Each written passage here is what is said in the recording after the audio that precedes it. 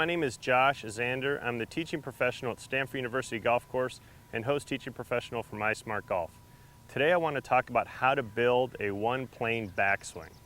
Before I talk about the details of how to build the one-plane backswing, let me just define what is meant by a one-plane swing. My mentor Jim Hardy came up with this term one-plane swing, and I think it's been misinterpreted. A lot of people think that one plane means you're swinging the club on the same plane the whole time. That would be a very small, short backswing, and you could hit the ball okay that way.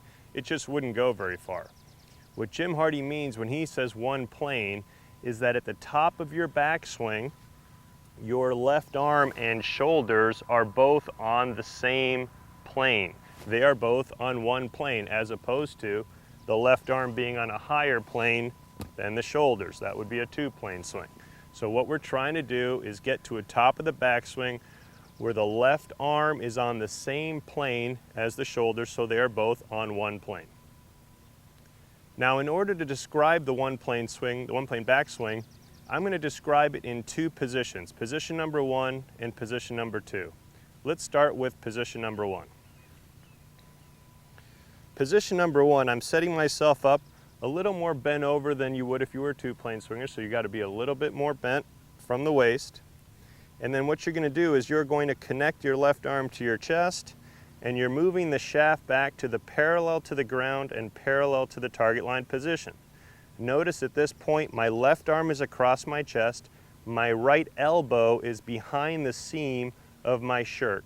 Also notice that the club shaft is in line with my hands, and it is parallel to the ground and parallel to the target line.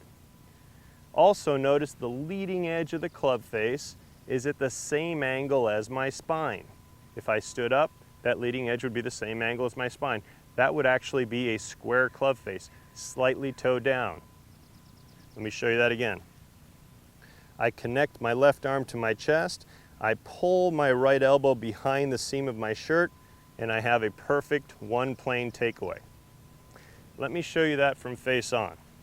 From face on, I want you to notice that my left arm is extended and my right elbow is actually away from my body. This keeps me nice and wide in my backswing, which is very important as a one-planer to make sure you keep your width. So don't bend your elbow, which would in turn bend your left arm. Now I have two drills I like to do to help build this one-plane backswing. The first one is what I call my wristwatch drill.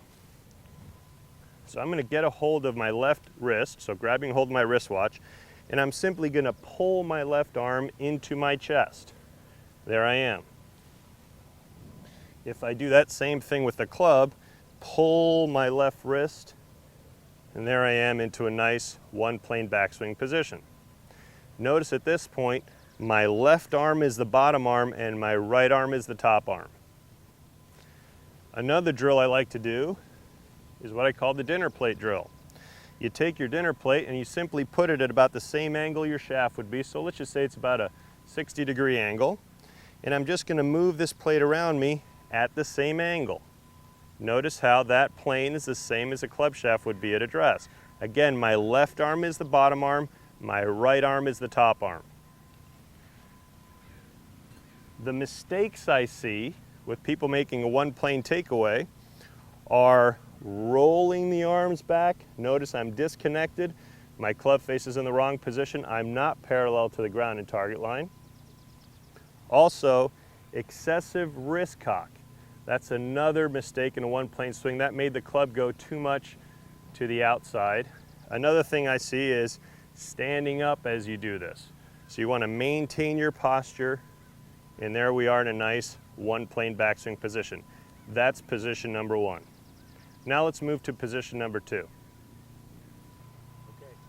Position number two of the one-plane backswing is getting the club and your arms and your posture correctly at the top of the backswing. So remember, when we went to the one-plane takeaway, we were right here. From this position, what I'm going to do is reach my club head as far back as I can and get my left arm, which remember is the bottom arm, to become the top arm. Now my left arm, shoulders, and club are all on one plane, hence the term one-plane backswing. Let me show you that again. So after I've gotten to here, I reach the club head back as if there were a wall back here, and get my left arm up and onto my shoulder plane. The way I did that was I made the left arm, which is currently the bottom arm, have it become the top arm.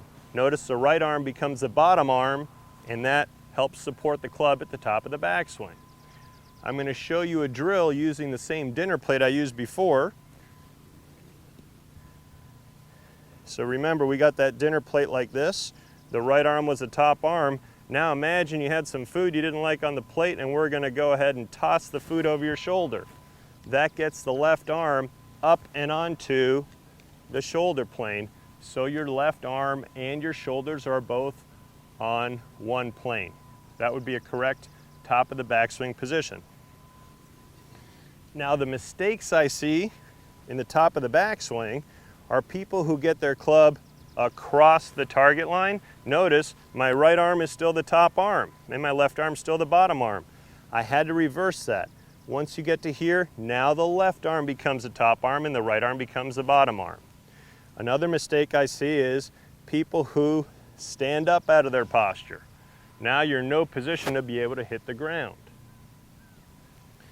The next thing I see is people who don't have enough width at the top of their backswing. I'll show you that from here, where when they go to extend their arms to the top, they pull their arms in. We need to make sure that left arm is still nice and extended. The right elbow is no more than 90 degrees. If you can get it even more extended, that's great. Anything narrower than 90 degrees will not work for a one-plane backswing. So let me review this from the beginning. You have two positions you're trying to get through.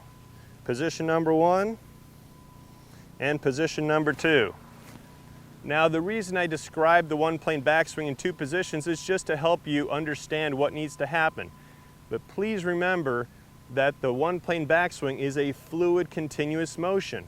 You're moving through these positions. So the way I would practice this, I would go position 1, check that, that looks good. Position 2, check that, that looks good. And then try to blend that all into one motion. One motion there. Just like that. I do a lot of work in front of a mirror to make sure these positions are correct. You now have some checkpoints in order to build a fundamentally sound one-plane backswing. For more information about your golf game and taking statistics online, please go to mysmartgolf.com.